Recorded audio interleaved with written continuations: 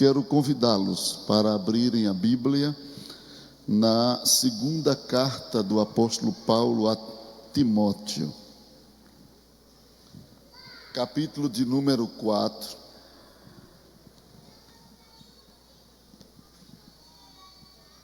Segunda Timóteo, capítulo de número 4.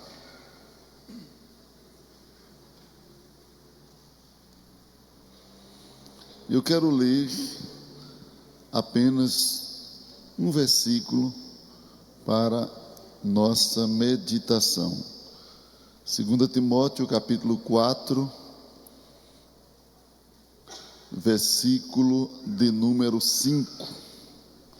Diz assim, na versão Almeida, revista atualizada, diz: Tu, porém, se sóbrio em todas as coisas, suporta as aflições, faze o trabalho de um evangelista, cumpre cabalmente o teu ministério.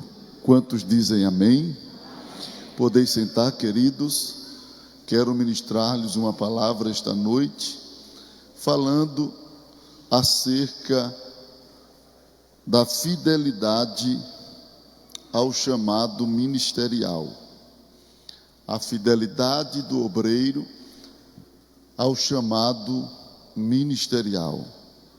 E pretendo mostrar aos irmãos algumas razões para se manter fiel ao seu chamado ministerial. E é interessante que nesse texto que acabamos de ler, Paulo, ele exorta, ele incentiva o seu filho ministerial, o jovem Timóteo, a permanecer firme no seu chamado, a não voltar, a não recuar, a não desistir, perseverar, ser persistente, porque ser chamado e atender é uma coisa, continuar preservando-se dentro dos critérios de uma chamada é outra realidade. Os desafios são grandes e é bom sabermos que nesse contexto Paulo está falando exatamente da fidelidade ao ministério, ao chamado ministerial. Ele diz: cumpre o teu ministério. Cumpre o teu ministério. Ele está falando da fidelidade. Seja fiel ao seu chamado. Seja fiel ao seu chamado ministerial. E é bom sabermos que a palavra fidelidade, ela tem origem etimológica na palavra hebraica emuna, que no grego se traduz também por pistes. Tanto uma quanto a outra significam certeza, lealdade, confiabilidade. Em Tito capítulo 2, versículo 10, Paulo diz: não defraudando, antes mostrando toda boa lealdade ou fidelidade, para que em tudo sejam ornamento da doutrina de Deus, nosso Salvador. Em outros textos bíblicos, a palavra fidelidade se traduz por fé. É por isso que quando estudamos a etimologia da palavra fé também é pistes. Porque em alguns textos a palavra fé, ela é traduzida desse mesmo termo. Mas dependendo do contexto, mesmo que esteja na Bíblia, a palavra fé está se referindo na prática à fidelidade do crente. Como por exemplo, em Abacuque capítulo 2, versículo de número 4, o profeta ele diz: mas o justo, pela sua fé, viverá. Na realidade ele está tratando da fidelidade. O justo vive pela sua fidelidade. E dentre tantas, muitas outras virtudes que qualificam o obreiro como homem de Deus, uma das mais importantes dessas virtudes é a fidelidade ministerial. Com base nas referências de terceira epístola de João, capítulo único, versículo 5, Apocalipse capítulo 2, versículo 10, podemos dizer que a fidelidade do obreiro ao seu chamado ou ao seu ministério é uma virtude que é caracterizada de forma imparcial, atemporal e transcircunstancial. A fidelidade é uma virtude atemporal, imparcial e transcircunstancial. O texto da terceira epístola de João, versículo 5, diz assim: amado, procedes fielmente em tudo. Procedes fielmente em tudo. O que fazes para com os irmãos e para com os estranhos.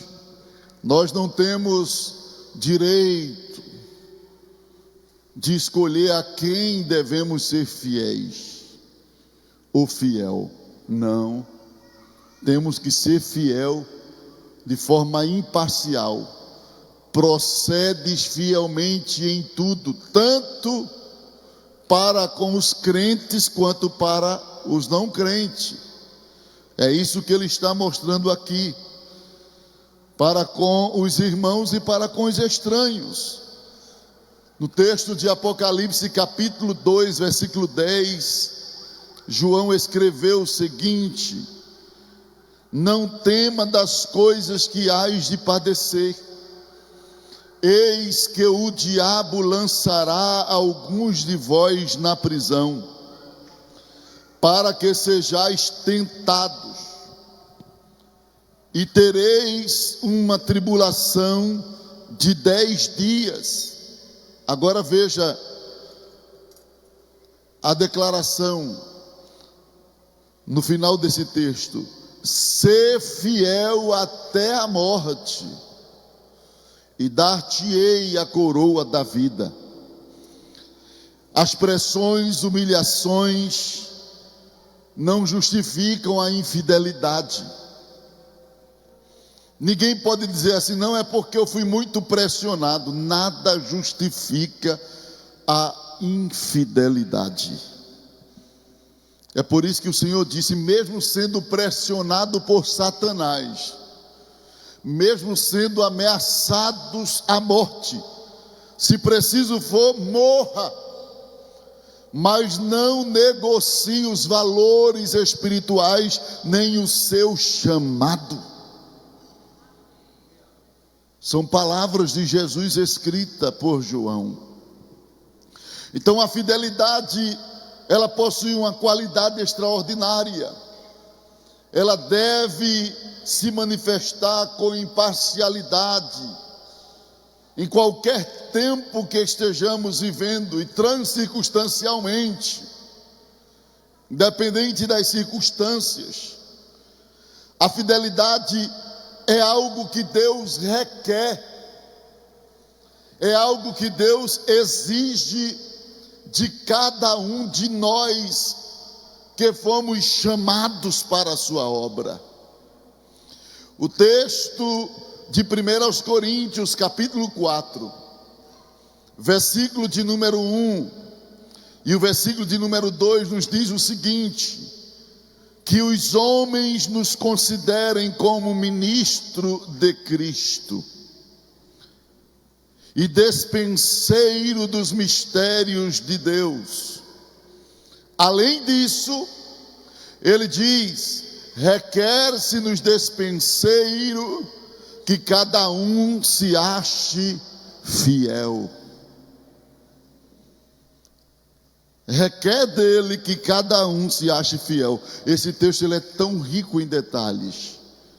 Não temos tempo para falar dos detalhes, dos ruperetes, os remadores de segunda classe, das antigas navegações, aonde os ministros obreiros são comparados àqueles navegadores. Mas eu não vou entrar mais em detalhe, porque o meu norte aqui é outro, dado pelo Espírito Santo. Mas se tem uma coisa que a igreja ama, é obreiro fiel. A igreja não se empolga com a nossa eloquência, com a nossa habilidade, mas quando se trata de um obreiro fiel, se puder somar os dois, glória a Deus. Mas quando se trata de fidelidade, a igreja se sente amparada, segura. O obreiro, a obreira, aqueles que trabalham na obra do Senhor precisam prezar por esta qualidade, por esta virtude, a virtude da fidelidade. Deus não somente requer isso, a fidelidade é uma virtude que está inserida na relação de exigência do cartão de ingresso ao ministério. A Bíblia diz: da mesma sorte as mulheres sejam honestas, não maldizentes, sóbrias e fiéis em tudo. 1 Timóteo 3:11. Paulo está falando ali dos pré-requisitos que qualificam pessoas a ingressarem no ministério. E ele insere dentro desse contexto a fidelidade como necessidade, como uma virtude sine qua non.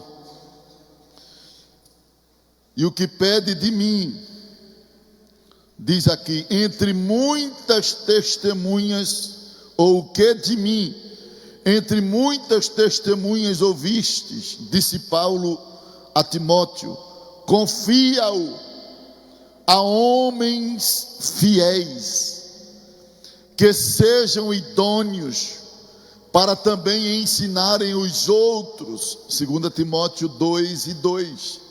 Paulo está mostrando a Timóteo, ensinando aquele jovem obreiro, que ele não poderia repassar, confiar responsabilidade ministerial para pessoas que se mostrassem duvidosos em seu caráter. Aquilo que de mim ouviste, as instruções, os ensinos, então tu confia a homens fiéis. Se tu vai repassar o que recebeste de mim, então passa para homens que sejam fiéis. Mais uma vez ele coloca em destaque, em alto relevo, a virtude da fidelidade. Agora, por que Deus dá tanta ênfase ao princípio de fidelidade? E há um detalhe que eu quero colocar aqui, para ninguém confundir a linha que Deus me dirige aqui esta noite. E o detalhe é: não confunda fidelidade com infalibilidade.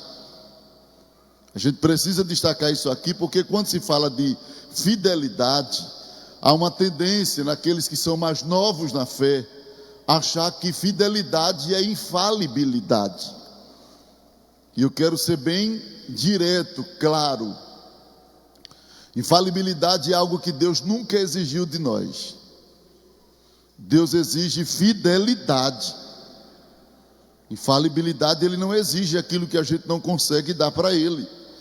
Deus nunca exigiu algo que a gente não pode dar. E fidelidade não é infalibilidade. Por muitos anos, por muito tempo, eu vi pessoas definirem fidelidade como infalibilidade. E esta noite, se tiver alguém aqui com esse conceito, eu quero lhe mostrar biblicamente que fidelidade não tem nada a ver com infalibilidade. Fidelidade é a lealdade permanente ao propósito do ministério.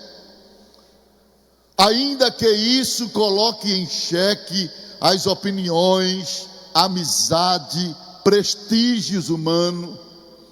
Às vezes, por conta do seu chamado, você passa por situações que nunca imaginou que passaria. Pessoas que conviviam com você dão as costas, não aceitam, não concordam, não aprovam, e não é por acharem algum motivo. Às vezes é inveja, às vezes são pessoas que têm um espírito de concorrência dentro das igrejas, em vez de te ver como aliado, te vê como um concorrente. E essas pessoas às vezes não querem aceitar o chamado de Deus, o propósito de Deus na sua vida. E para você seguir em frente no seu chamado, você vai cortar alguns vínculos, alguns laços. E a fidelidade ao chamado é isto: é você permanecer leal ao que Deus lhe mostrou, ao que Deus lhe propôs, colocando acima de qualquer vínculo, às vezes até familiar. Um homem chegou para Jesus e disse assim: mestre, deixe-me primeiro eu sepultar meu pai e minha mãe, que eu vou te seguir. Jesus disse: olha, deixa que os mortos sepultem os seus mortos, agora tu vem e segue-me. E às vezes, dependendo do contexto, que isso não é regra, você sacrifica até parentes, relacionamentos com parentes, com pessoas tão próximas que cresceram com você, tudo para poder atender ao chamado de Deus. Ser leal ao chamado, como Eliseu matou os bois, beijou o pai e a mãe, fez um churrasco com os amigos e foi seguir Elias. Você pensa que é fácil? A gente pensa que foi uma coisa tão rápida. Não, irmãos, ali demorou. Elias ficou ali, porque para matar boi não se mata rapidinho, tem todo um método, é lento, cuidado. Preparar churrasco não se prepara rapidinho, tem todo aquele cuidado. Então levou tempo, ele ali para se despedir, cortar os laços familiar, para atender aquele chamado de Deus. Então ser leal, ser fiel a Deus, fiel ao seu chamado. Muitas das vezes você abre mão até mesmo de sonhos, porque nem sempre os planos de Deus andam junto com os teus sonhos. Que silêncio profundo. É porque sua alma está mastigando a comida. Nem sempre o propósito de Deus está alinhado com os teus sonhos. Eu tinha muitos sonhos quando era jovem, de ser advogado, médico, e Deus não permitiu. Fui chamado cedo para o ministério, com 17 anos. Com 20 anos eu já pregava em várias regiões do Brasil. E as coisas começaram a acontecer cedo na minha vida, foi um desafio. Casei com 19 anos. Na minha vida foi tudo ligeiro, eu pensei que Jesus vinha logo eu jovenzinho ainda. Mas Deus me chamou cedo. Eu nasci na maternidade e fui criado na igreja, vendo meu pai, meus irmãos, tudo pregar. Eu comecei a pregar ainda muito criancinha, nos engenhos. Eu não sou muito velho não, é porque lá onde eu morava era muito atrasado. Mas eu pregava na época do candeeiro. E não era aquele candeeiro de vela, era aquele candeeiro de pavio, onde a pessoa tossia mais do que pregava, com a fumaça preta do querosene. Eu sou dessa época. Lá em casa, papai levou à risca a mensagem de Adão: multiplicai, enchei a terra. Hoje eu tenho 15 irmãos vivos, todos eles ministros, com exceção de 2, porque quando mamãe casou com o papai, ele já era viúvo de 4 filhos. Tinha 4 filhos, digo. E de mamãe nasceu o que a gente chama lá de reca de menino. Ó, era tanto do menino dentro de casa, só na papinha de farinha. Prova, dificuldades, passamos por muitas coisas. Os irmãos falando do culto nos lares, e eu lembrando ontem que o culto era lá em casa. Lá em casa era uma congregação. Que coisa tão boa. Não tinha som, era violão, sanfona, bandolim, cavaquinho.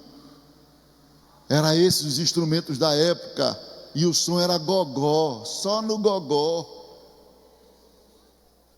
Não tinha caixa. Quando começou a surgir os caixas, era aqueles caixas ligados na bateria. Eu não sabia se a gente ouvia a voz da gente, era uma cigarra que estava falando. Não saía a voz da pessoa, os caixinhas cinza, pequenininho. A radiola lá de casa, o caixa dela de sair o som era a própria tampa da radiola. Você está pensando que eu sou muito velho? Não sou não, é porque ele era atrasado. Minha mãe passou 30 anos com um câncer no pulmão, vomitando sangue. Meu pai chegou a se desviar e voltar. Minha mãe orando, sendo fiel a Deus, não abandonou, não jogou fora. Porque Deus dizia a ela: mulher, eu tenho um projeto na vida dos teus. E eu fui criado com isso aqui no meu ouvido. Mamãe dizia quase que todos os dias. Mamãe não me dizia, e eu não sou contra quem diz isso, mas mamãe não me dizia: você vai ser jogador de futebol, você não. Ele dizia: você vai ser pregador. Deus me disse que você vai ser pregador. Ainda que eu não veja, mas você vai pregar por muitos lugares, Deus me disse. Eu ainda estava grávida quando Deus me disse. E nós crescemos com isto. Eu cresci vendo papai orando de madrugada. Quando me acordava que eu ia no banheiro, ele estava lá gemendo. Quando eu me levantava de manhã, mamãe estava cantando o hino da harpa. O lado de meus pais era uma Assembleia de Deus na prática. Não tínhamos televisão, não tinha nada desses recursos que hoje temos. Nós aprendemos ao pé de papai. Ele juntava um monte de pratinha e fazia pergunta da Bíblia. E nós começamos como mercenário dos pais, respondendo, pregando. Mamãe dizia: se você pregar sobre Zaqueu, eu compro tal coisa para você. E eu, no interesse de ter aquele brinquedozinho, ia pregar sobre Zaqueu. E ela dizia até como era a minha posição homilética: faça assim para o lado dos irmãos, vire assim para o outro lado e vá pregando fazendo assim. E eu parecia Robocop, para cá e para lá. Eu cresci em um ambiente de milagres. Eu vi Deus batizar muita gente nos engenhos. Eu vi homens violentos virem acabar com o culto, com foice, com facão. E o presbítero José Júlio, que estava escalado com meu pai, disse: ninguém se mexe, fique aí, vamos orar, não abram a porta. E a gente orando dentro de uma casinha de taipa. E de repente ele dizia: abra a porta. Ele disse: abra a porta. Quando abriu a porta, ele começou a dar uma palavra. E aqueles 8 homens, aliás 12 homens, com faca, com foice, veio chorando, botou em cima da mesinha. E daqueles 12, 8 foi batizado com o Espírito Santo, irmão.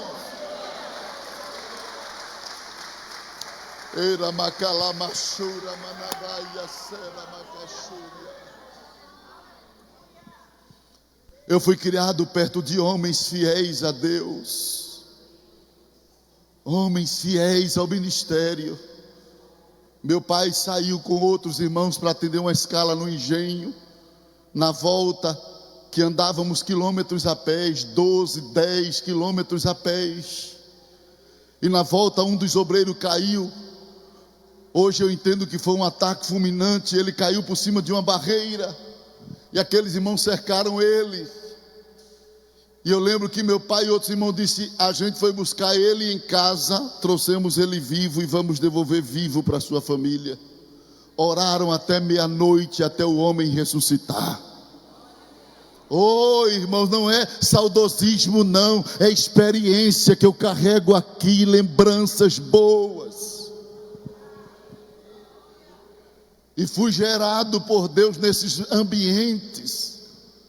Trabalhei nos mesmos locais que meu pai foi presbítero. Eu fui presbítero com 24 anos e o pastor me designou para ir para aqueles lugares. Tomei conta com 24 anos de 11 trabalhos, contando com congregação e ponto de pregação. Ainda muito jovem, saía pregando pelos engenhos, pregando a palavra, às vezes sozinho.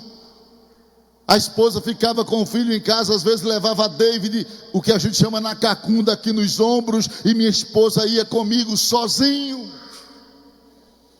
apenas com um pão, banana dentro da bolsa, para levar a palavra para 3 crentes que estavam lá, e na maioria das vezes cochilando, dormindo, debaixo de chuva, na escuridão, na luz do vagalume.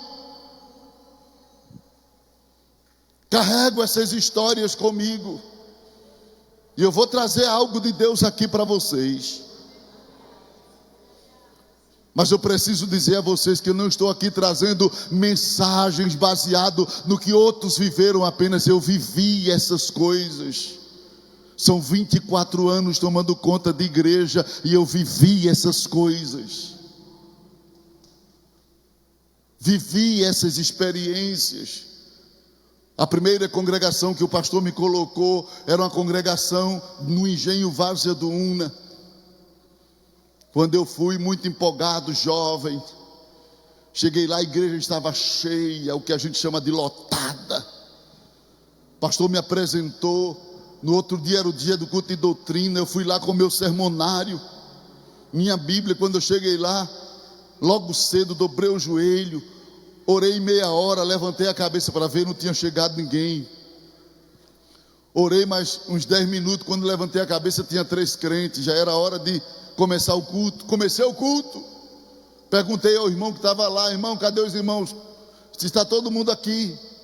Eu disse: aquele povo que estava todo mundo aqui ontem? Ele disse: não é daqui não, é dos engenhos vizinhos, veio olhar quem era que assumia a congregação. E estava lá os 3 crentes, irmão Adão, irmã Finha e irmã Zefinha. E eu comecei a pregar: Deus vai mudar isso aqui. E a irmã Zefinha olhou para mim e disse: todo mundo diz isso quando vem para cá. Eu fiquei logo com raiva daquela véia. Eu disse: por isso que Deus não faz. Vocês não crê. Se fosse hoje eu não diria isso, eu era muito novo. Ela disse: não, irmão, é porque todo mundo chega aqui, Deus vai fazer, e depois desiste, não vem mais, quem mais escala. Mas começamos a evangelizar com 6 meses, literalmente. A igreja já tinha um grupo de criança, um conjunto de irmãs, um grupo de irmãos e um grupo de jovens. Cada semana eu dizia: pastor, Jesus salvou 4, salvou 5, e o pastor só recebendo as notícias boas. Depois desses 6 meses, quando eu cheguei lá, só estavam os 3 irmãos. E eu perguntei: o que é que está acontecendo? Aí o irmão disse: Mané, que era o nome do irmão Manuel, mas chamava ele de Mané. Mané fez uma viagem para a praia, levou os irmãos, e eles beberam, tomaram uma, e não quero ser mais crente não. Caiu tudinho. Eu fui para o pastor, eu fiquei pensando no pastor: meu Deus, como é que eu vou dizer ao pastor que a congregação caiu tudinho? Passei 6 meses dando notícia boa, mas notícia ruim chega primeiro do que as boas. No outro dia eu estava frustrado. Nessa época eu cortava cabelo e fiquei pensando: Deus não tem chamada na minha vida não. Uma tacada só, o diabo derrubou tudinho. Eu fiquei logo frustrado. Vou entregar essa congregação, não vou dar prosseguimento a isso não, vou parar por aqui. Quando eu estava pensando assim, chegou um cantor que hoje é evangelista em São Paulo, o irmão Ismael Santana, e ele disse assim: irmão Elmi, olha, ontem eu estava no sítio tal, e Deus me deu um versículo para lhe dar, e é para o senhor fazer um hino para mim, que ele ia gravar um CD, naquela época do CD. Ele nunca me viu indignado, mas eu estava tão revoltado, que quando ele me deu o papel com o versículo, eu amassei o papel, joguei na lata do lixo da barbearia. Nunca vi tão certo para fazer uma cestinha.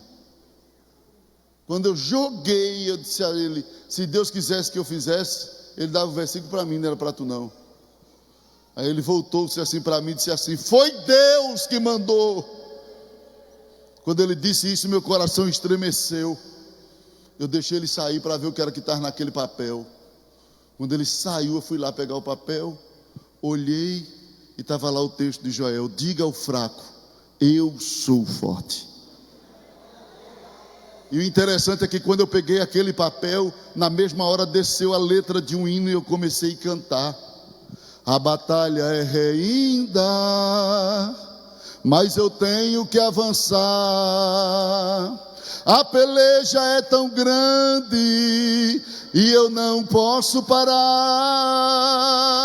Minhas forças se acabam, parece que chegou ao fim. Me senti um pouco cansado, o comandante do meu lado começou a dizer assim: diga ao fraco, eu sou forte, Jeová Sabaote pelejará por mim. O Senhor dos exércitos, Ele é Deus forte, nem mesmo a morte determina o meu fim. E eu estava cantando e repetindo para memorizar. Enquanto eu estava cantando, chegou um jovem chamado Uzias. Eu estou dando o nome porque eles estão assistindo o que eu estou dizendo aqui. Eu mandei o link para lá. Chegou um jovem chamado Uzias. Uzias era um jovem da igreja muito tímido. Até para dar a paz do Senhor ele dava desconfiado. De tão tímido. E quando Uzias chegou na barbearia, ele olhou para mim e disse assim: mano, que hino é esse? Eu disse: é um hino que Deus está me dando agora. Aí ele disse assim: Deus me colocou no mistério do hino. Eu disse: que mistério de hino, Uzias? Ele disse: o senhor já fez a segunda estrofe desse hino? Eu disse: não. Aí ele disse: faça, porque eu vou cantar. Eu disse: que conversa é essa, Uzias? Acaba com isso, eu estou aqui tentando decorar a primeira e o refrão aqui. Tu vai cantar a segunda estrofe? Ele disse: faça, homem, escreva. Eu disse: então canta. Eu peguei o papel e fiquei esperando ele cantar. Ele disse: coloque aí. Não pense em parar, filho meu, estou contigo. Siga nesta caminhada, eu sou Deus, sou teu amigo. Lembra que das outras vezes do calabouço te tirei, dai ouvido à minha voz, sou poderoso na guerra e por ti pelejarei. Quem disse a Uzias que eu queria parar? Quem disse a Uzias que eu queria entregar a congregação? Mas Deus conta com a nossa fidelidade na obra.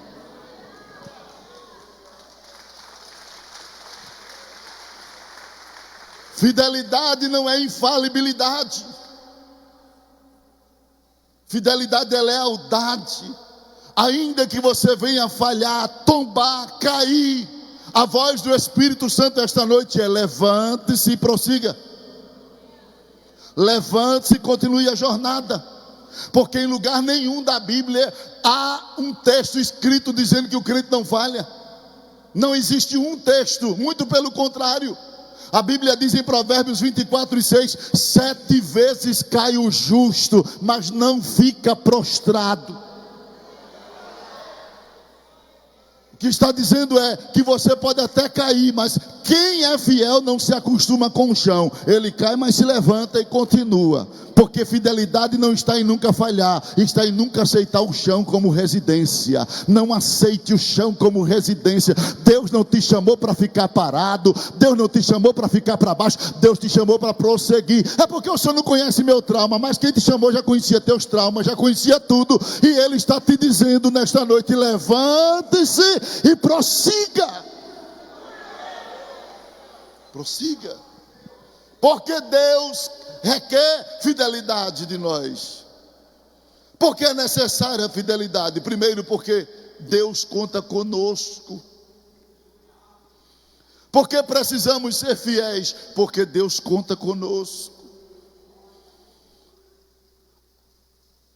Em 1 Timóteo 1,12 diz assim: dou graças ao que me tem confortado, a Cristo Jesus Senhor nosso, porque me teve por fiel, pondo-me no ministério. Você não está no ministério porque você é habilidoso, isso conta e é importante. Você não está no ministério porque você é talentoso, isso conta e é importante. Mas você está no ministério porque quando Deus olhou para ti e disse assim: esse é fiel, esse não vai desistir da minha obra, esse vai até o fim desta jornada. Quando Deus apontou o dedo para você, Ele acreditou na sua fidelidade. Deus acreditou na sua firmeza de propósito. E ser fiel dentro desse contexto em que Deus conta conosco, significa que somos uma opção para Deus usar neste tempo. Deus conta com os fiéis para Ele usar. É claro que hiperbolicamente já houve situações em que as opções de Deus diminuíram. Lá em Ezequiel capítulo 22, versículo 30, a Bíblia diz que Deus saiu à procura de homens e não achou ninguém. E claro que isso aqui é uma linguagem figurada, mas era Deus dizendo: como falta-me homens fiéis. É por isso que ser fiel é ser opção para Deus. Você é uma opção para Deus usar. Olhe para a pessoa que está do seu lado e diga: você é uma opção para Deus usar neste tempo. Os fiéis são referenciados por Deus. Deus conta com fiéis, porque é na sua fidelidade que Ele te faz referências para gerações posteriores. A Bíblia diz isso em Número 12, 7, Jó capítulo 1 e 8. Deus faz referência a Moisés, faz referência a Jó, por causa da fidelidade desses homens. Deus quer que sejamos fiéis em nossa dispensação, porque nós vamos passar como qualquer outra pessoa já passou, Pedro, Paulo, mas quando passarmos, a nossa história será usada pelo Espírito Santo para dar ânimo, incentivo às novas gerações que chegarão ao reino do Senhor. Deus quer te usar como referência para a geração presente e para as novas gerações. Deus conta com a nossa fidelidade. E porque Deus quer que sejamos fiéis, porque ser fiel é ser raridade. Em Salmo 101, versículo 6, e em Provérbios capítulo 20, versículo 6, diz assim: os meus olhos procurarão os fiéis da terra. Se procura é porque são poucos. Em Provérbios diz: cada qual entre os homens apregou a sua bondade, mas o homem fiel, quem o achará? A Bíblia mostra que fidelidade é algo tão raro. E Deus encontrar em você o princípio de fidelidade é ver em você uma joia, é ver você como joia, é ver você como ingrediente, componente de um tesouro que Ele tem aqui na terra. Já pensou Deus olhar e dizer: aquele é fiel, aquela ali é fiel a mim. Oh irmãos, que coisa tão linda, Deus olhar e dizer: aquele é fiel. Raridade. Ser fiel é ser raridade nessa dispensação. No Salmo 12, versículo 1, o texto diz: salva-nos, Senhor, porque faltam os homens benignos, porque são poucos fiéis entre os filhos dos homens. Jesus disse: quando porém vier o Filho do Homem, porventura achará fé na terra, ou achará homens fiéis?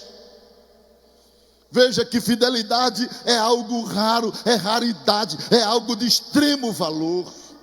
E Deus conta com pessoas fiéis.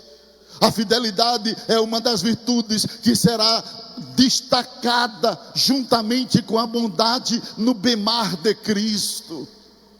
É interessante que quando estivermos diante do Senhor no Bemá, no tribunal, para a avaliação das obras, Deus não vai dizer assim: entra, e eu não estou aqui dizendo que você não pode fazer isso, entra homem concursado, entra homem talentoso. Não, Ele vai dizer assim: homem bom e fiel, servo bom e fiel. Quando Ele fala de bom e fiel, é porque fidelidade é o compromisso que você assume naquelas responsabilidades que Deus lhe entregou. Quando Ele fala de bondade, fala da sua forma de tratar as pessoas. Deus está dizendo: você que soube tratar as pessoas e levou a sério aquilo que eu te entreguei, entra no reino.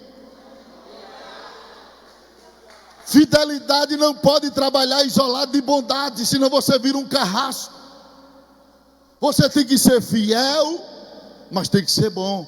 Bom e fiel. Nem a bondade pode andar sozinha, nem a fidelidade também. São irmãs gêmeas.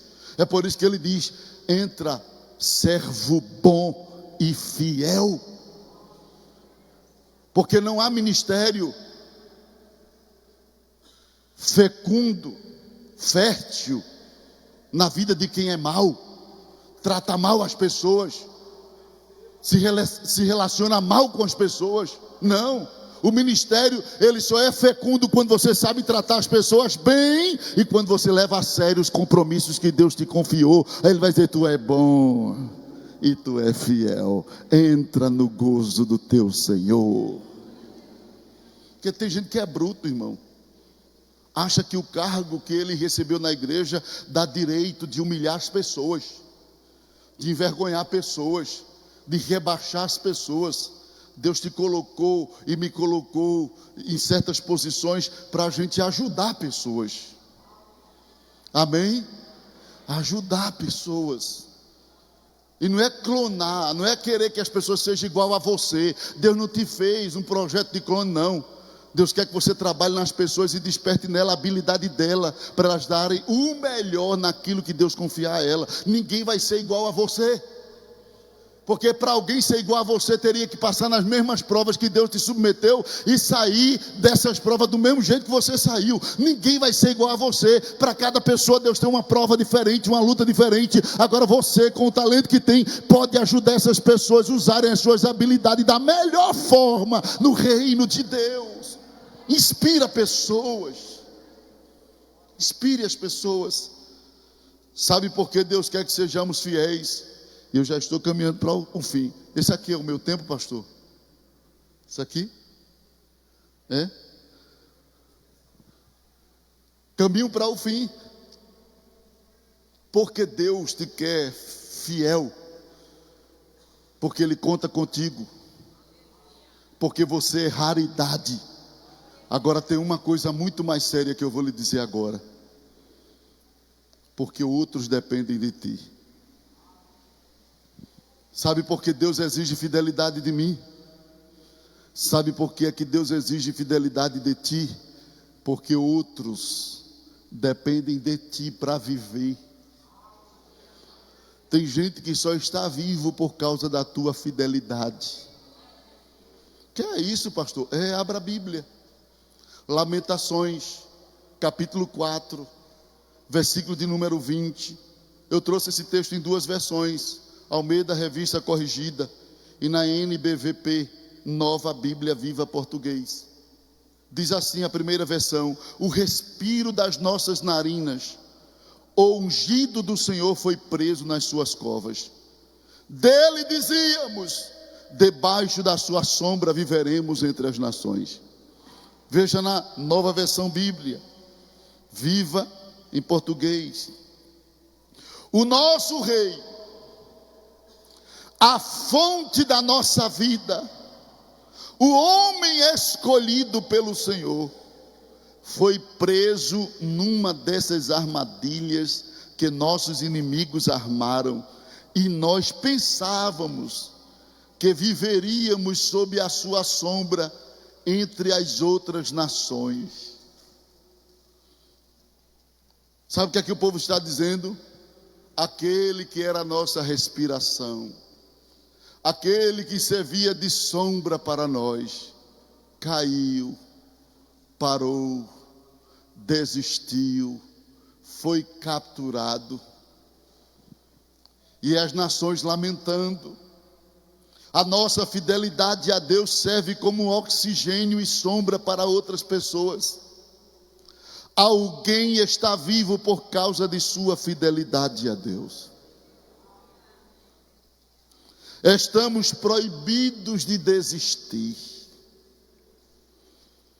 Outros dependem de nós.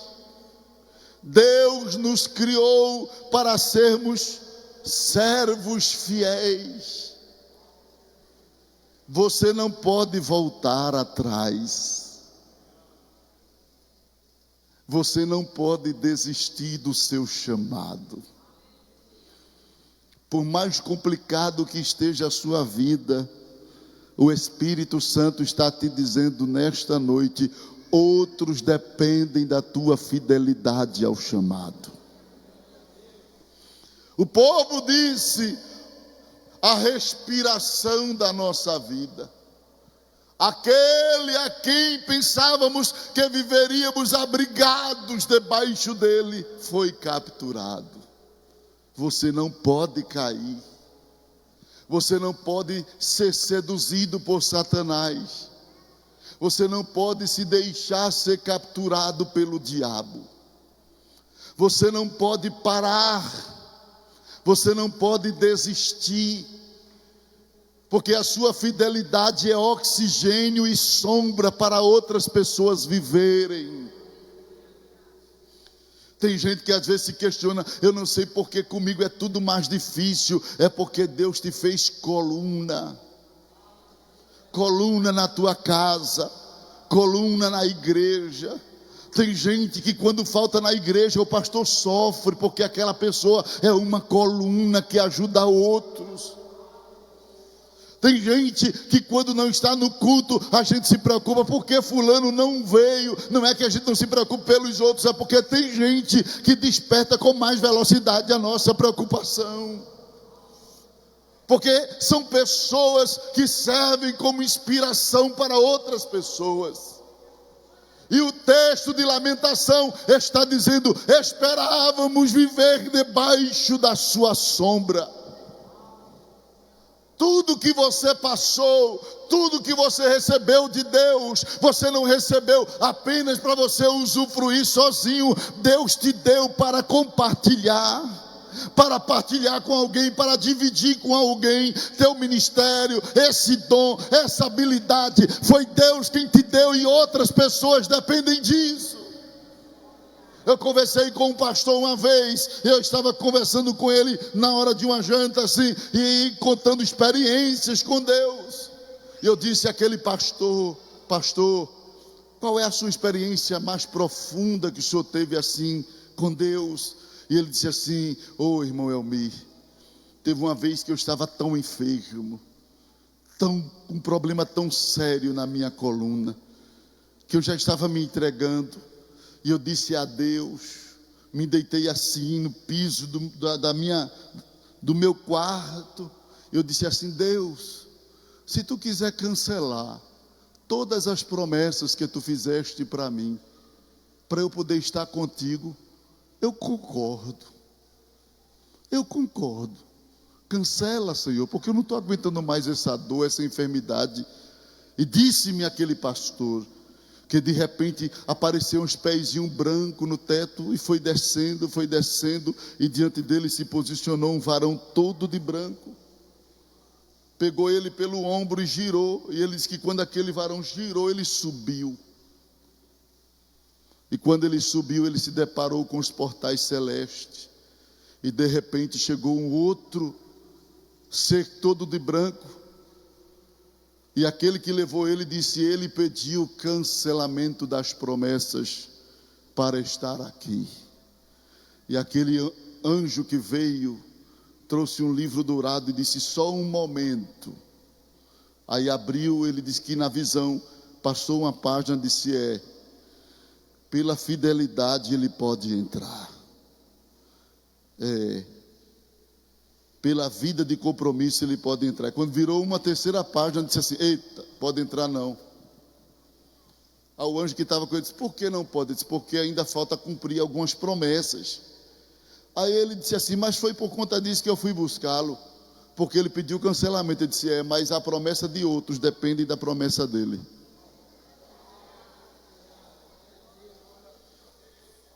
Tem outros que serão abençoados pelas promessas que Deus te deu.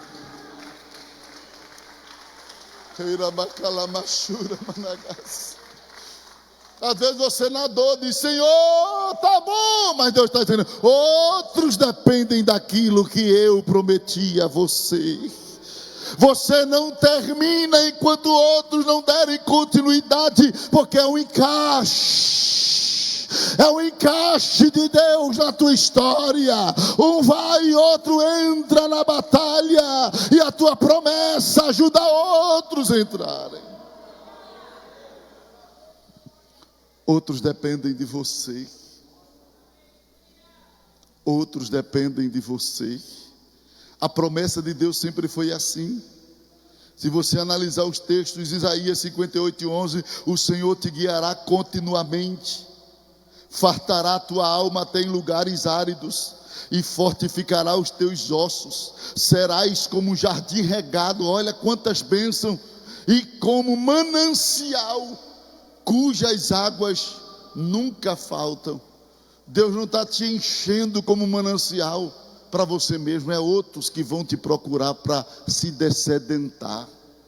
Deus te enche para você servir a outros. O texto de Ezequiel diz, no monte alto de Israel plantarei, e produzirá ramos, dará frutos, e se fará um cedro excelente. Debaixo dele habitarão animais de toda sorte, e à sombra dos seus ramos se aninharão aves de todas espécies. A Deus dizendo, eu vou te plantar, eu vou te fazer crescer. Para que, Deus? Para que as aves encontrem abrigo, alimento em ti. Deus não está te abençoando para ti mesmo. Não, Deus não tem bênção privada, não é só sua, não, é para ser compartilhado. A única bênção privada na Bíblia é o cônjuge. Fora isso, irmãos, o restante é para ser compartilhado. Nem teus filhos é para você mesmo, é de Deus, é herança do Senhor, é de Deus e é para Deus. Tudo que Deus te dá é para ser compartilhado, tudo. Agora percebam que no texto de Ezequiel, ele diz que você tem que dar fruto e sombra para toda espécie de aves, porque tem gente que só quer abrigar canário, pomba. Lembra que o urubu vai para lá também. Tem que lembrar que quando Deus te abençoar, quem vai se aproximar de tu não é só pomba não, é pomba e corvo. Pomba e corvo faz parte da tua história. Mas Deus vai mandar corvo? Se ele vem mandado por Deus, não tenha medo dele não. Ele tem um instinto que tem vontade de te comer, mas ele não vai te comer não. Tem gente que fica com medo do corvo, mas só que quando o corvo ele vem por ordem de Deus, dá tudo certo. Quando o corvo foi para a arca de Noé, irmãos, Noé não só levou pomba não, levou corvo também. Porque todo homem de Deus tem que ter pomba na sua história e corvo também. Tem gente que só quer ter pombinha, pessoa que gosta dele, pessoa que não. Mas o corvo também, na direção de Deus, ele promove o bem.